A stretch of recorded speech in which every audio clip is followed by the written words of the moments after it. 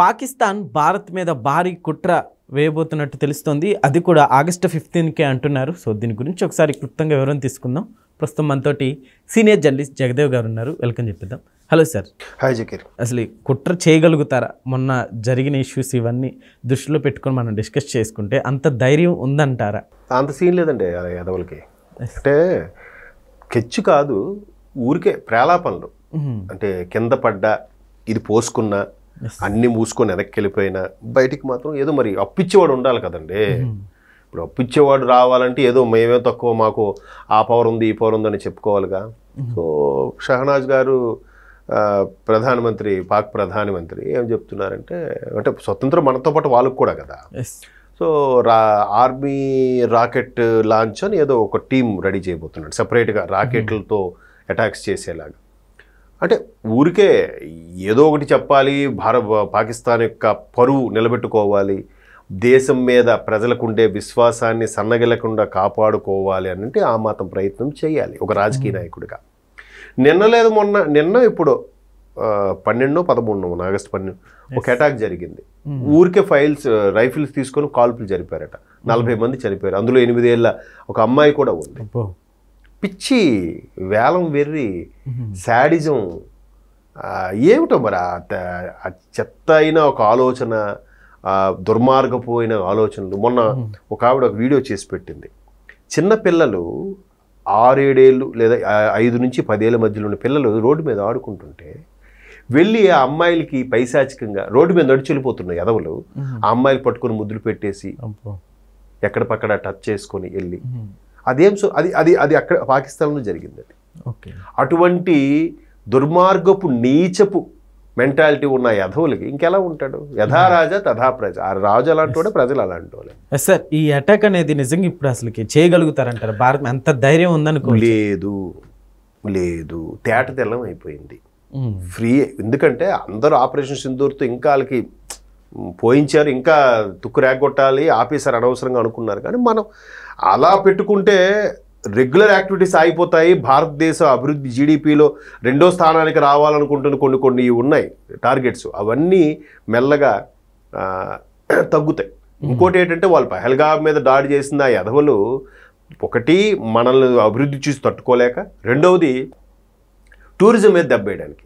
ఇప్పుడు మెయిన్ పహల్గామ్కి సంబంధించి అమర్నాథ్ యాత్ర, తర్వాత ఈ చార్ధామ్ యాత్రలు, ఇవన్నీ ఇప్పుడే కదా స్టార్ట్.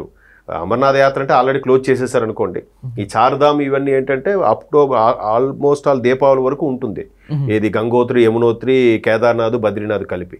సో వీటన్నిటి మీద అటాక్స్ ఒకసారి ఏదో ఒక అటాక్ జరిగితే అమ్మో జరుగుతుందేమో భయపడి ఆగుతారు కదా, దానివల్ల ఇన్కమ్ ఆగుతుంది కదా. సో ఇట్లాంటి, అంటే ఎట్లా చెప్పాలి, వాడికి తినడం చేత కాదు, తింటే చూసి వారం లేడు. అట్లాంటి కక్కుర్తి బుద్ధితో కూడిన పాకు.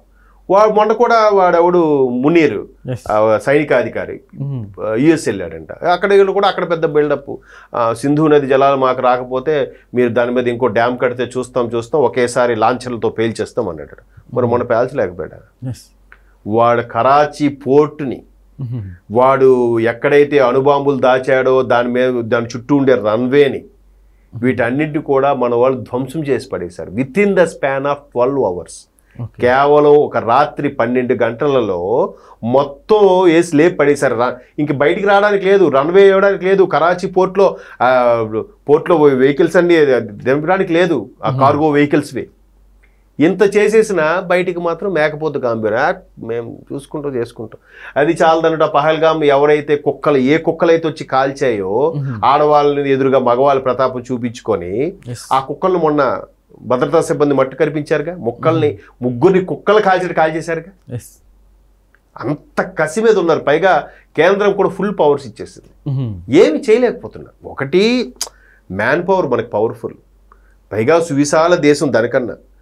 పైగా ఇప్పుడున్న ప్రభుత్వము చాలా రకాలుగా ఆలోచిస్తుంది. ఒక్క యుద్ధం అనే యాంగిలే కాదు, యుద్ధంతో పాటు చుట్టుపక్కల దేశాలని సఖ్యతగా కాపాడుకోవడము, స్నేహస్తం అందించడము, ఎవరైనా మన మీద అటాక్ చేస్తే వెంటనే వాళ్ళ నుంచి ఒక సహాయం పొందడము. ఇప్పుడు మన మీద అటాక్స్ జరుగుతాయి అంటే వితౌట్ ఎనీ పర్మిషన్ ఇమీడియట్గా మనకు సపోర్ట్ ఇవ్వడానికి రష్యా, ఇజ్రాయెల్ ఎప్పుడూ ముందుంటాయి. వీడు అలా కాదు, పాకిస్తాన్ వాడు బాబు బాబు బాబు అని అడుకోవాలి. అదే సినిమాలో పోకిరి సినిమాలో వేణుమాధవ్ బ్రహ్మానందం ఏడిపించినట్టుగా అలా అడుక్కుంటే అది కూడా 2-3 దేశాలే, తుర్కియా ఒకటిను అడు ఇరాన్ ఒకడు, వాళ్ళిద్దరే పలుకుతారు. వాళ్ళకు కూడా ఇప్పుడు అంత సీన్ లేదు. ఆ తుర్కీ వాడికి ఏదో మనకేదో సప్లై చేస్తున్నాడు, వెంటనే ఆడిని కట్ చేసి పడేశారు. ఆడికి ఎంతో నష్టం వచ్చింది, నెలకి ఎన్నో కోట్ల నష్టం ఉంటాడికి ఇప్పుడు ఆ బిజినెస్ కష్టం వల్ల. సో బయటికి మాత్రం బిల్డప్ ఇస్తున్నారు. అవును, ఎందుకంటే ప్రపంచ దేశాలన్నీ కూడా ఇండియా వైపు ఎందుకు చూస్తున్నాయంటే అత్యంత జనాభా, మన మార్కెట్ పెద్దది. మన మార్కెట్లో 0.5 షేర్ తీసుకున్నా వాడు 1000 కోట్లకు అధిపతి అయిపోతాడు. మన ఇండియాతో బిజినెస్ ఎవడు చేసినా కూడా. ఇంకా ట్రంప్ కూడా అదే కదా కడుపుమంట. వీళ్ళు ఎవరితోనూ లెక్క చేయట్లేదు, వీళ్ళు బట్టి వీళ్ళు బిజినెస్ చేసుకుంటున్నారు, వీళ్ళు అందరితోనూ సఖ్యతగా వెళ్ళిపోతున్నారు, మనం సుంకాలు విధిస్తే వీళ్ళు తగ్గుతారేమో అనుకున్నాం. ఏం తగ్గట్లేదు, ఏమి ఇది అవ్వట్లేదు. దానికి తగ్గట్టుగా ప్రధానమంత్రి కూడా ఇండైరెక్ట్గా స్టేట్మెంట్స్ ఇస్తున్నారు. రేపు మరలా ఈ సెప్టెంబర్ ఎండింగ్కో ఎప్పుడో ట్రంప్తో ప్రధానమంత్రి మోదీ గారు మీటింగ్ కూడా అవ్వబోతున్నారంట, యూఎస్ వెళ్తున్నారంట. సో ఇట్లా ఏది ఏమైనా వాళ్ళకి కూడా తెలుసు భారతదేశం యొక్క సత్తువ ఏంటో తెలుసు, భారతదేశంలో ఎటువంటి సంపద ఉందో కూడా తెలుసు. కాకపోతే మన దగ్గర ఉండే కొంతమంది పరదేశీయుల బిల్లలకి చిల్లరకి కక్కుర్తి పడే ఎదవులు ఉంటారు కదా, వాళ్ళతోనే మనకి భయం తప్ప రిస్క్. కానీ వీళ్ళు ఎవరేం చేసేది లేదు. ఈవెన్ చైనా వాళ్ళు కూడా రేపు సెప్టెంబర్ 1కి ప్రధానమంత్రి వెళ్ళి మాట్లాడబోతున్నారు. చైనా వాళ్ళు కూడా వెనక నుంచి కాలు దువ్వినా ఫ్రంట్ నుంచి అంతగా పెద్దగా ఏమి డైరెక్ట్ అటాక్ అయితే ఎవరు వాళ్ళు. పాకిస్తాన్కి మెయిన్ చాలా దారుణంగా ఉందండి. అక్కడ వాళ్ళే పీక్కు తింటున్నారు. సైనిక అధికారులు అందరూ కూడా రియల్ ఎస్టేట్ వ్యాపారం చేసుకుంటున్నారు, బెదిరించి అది ఇది చేసి. మరోవైపు బలోచిస్తాన్ వాళ్ళు అటాక్స్ చేస్తున్నారు పాకిస్తాన్ మీదకి. ఇంకేం చేస్తాడండి వాడు? వాడికి చెంపదెబ్బ కోడదెబ్బ రెండూ అయిపోయి. మనం ఆపరేషన్ సింధూర్ స్టార్ట్ చేసినప్పుడే బలూచిస్తాన్ వాడు కూడా వాడు ఒక కొంత ఏరియా ఆక్యుపై చేశాడు, ఒక ఏదో ఎయిర్పోర్ట్ రన్వే కూడా తీసేసుకున్నాడు బలూచిస్తాన్ వాడు. వాడు ఎప్పుడు దొరుకుతాడా పాకిస్తాన్లో వేసేద్దామా అని చూస్తున్నారు బలూచిస్తాన్ వాళ్ళు. ఇంకేముంది వాడికి? ఆఖరికి మనం ఆపరేషన్ సింధూర్ ఆపమని చెప్పి దుబాయ్ సేట్నో దుబాయ్ రాజునో మొత్తుకుంటే ఆయన మన సైనికాధికారులకు ఫోన్ చేసి కొద్ది చూడండి, కన్సిడర్ చేయండి అంటే అప్పుడు మన వాళ్ళు ఆగారు. అది కూడా వీడు ఆర్మీ అధికారి వీడు మన దగ్గర ఉండే చీఫ్తో మాట్లాడి రిక్వెస్ట్ చెప్తే అప్పుడు ఆగారు. సిగ్గు లేదు, మళ్ళీ బయటికి మాత్రం స్టేట్మెంట్లు ఇస్తారు. ఆ ట్రంప్ గాడు వచ్చి నేనే ఆపాను, నేనే ఆగమని చెప్పాను, సీజ్ ఫైర్ ప్రకటించాను ఏదో చెప్తాడు. ఎవరు రాజకీయ స్టేటస్ అది, అంతర్జాతీయ రాజకీయాలు అదొక డిఫరెంట్గా ఉంటాయి. అదొక ఎట్లా చెప్పాలి, కేవలం ఆధిపత్య ధోరణి కోసం మాత్రమే.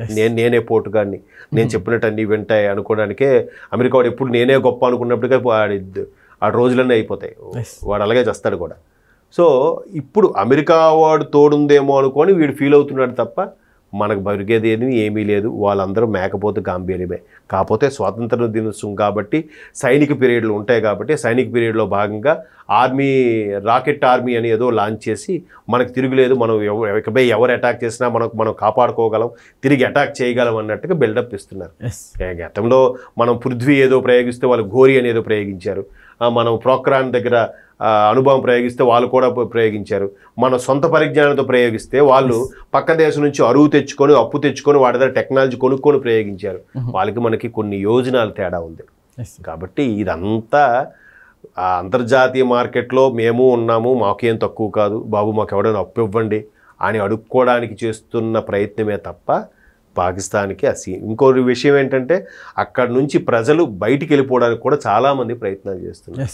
ఎందుకంటే చిన్నపిల్లలు స్కూళ్ళ మీద వ్యాన్ల మీద బాంబులు వేసేస్తున్నారు. గండ దొరికింది కదా అని వాడు ఎవడోడో కాల్ చేస్తున్నాడు. నిన్నలేదు మొన్న 40 మంది చనిపోయారు. వాళ్ళకి విచక్షణ అనేది లేదు. కాబట్టి ఇంకా దుర్మార్గపు పేదవులు అలాగే ఉంటారు. అందుకే ఆ బుద్ధి అలాగే తగలబడింది, ఆ దేశం అలాగే తగలబడింది. మళ్ళీ అందుకే చదువుకొని ఎవరు చూసారా, చదువుకుంటే ఆడ ఎక్కడ నాలెడ్జ్ తెలుసుకొని బాగుపడిపోతాడేమో, ఇట్లాంటి వాటి అన్నిటికీ యుద్ధాలకి అన్నిటికీ దూరంగా ఉంటాడేమో, ఈ తీవ్రవాదానికి అన్నిటికీ దూరంగా వెళ్ళిపోతాడేమో అని చదువుకోనివ్వరు. ఆడవాళ్ళని అసలు బయటికే రానివ్వరు. ఆడవాళ్ళని అసలు ఆ మనుషుల్లాగే చూడరు. వంటిల్లు కుందేలు అవసరానికి ఉపయోగపడే ఒక వస్తువుగానే చూస్తారు వాళ్ళు. అందుకే అలా తగలబడ్డాయి బతుకులు. అంతే. Okay sir, thank you.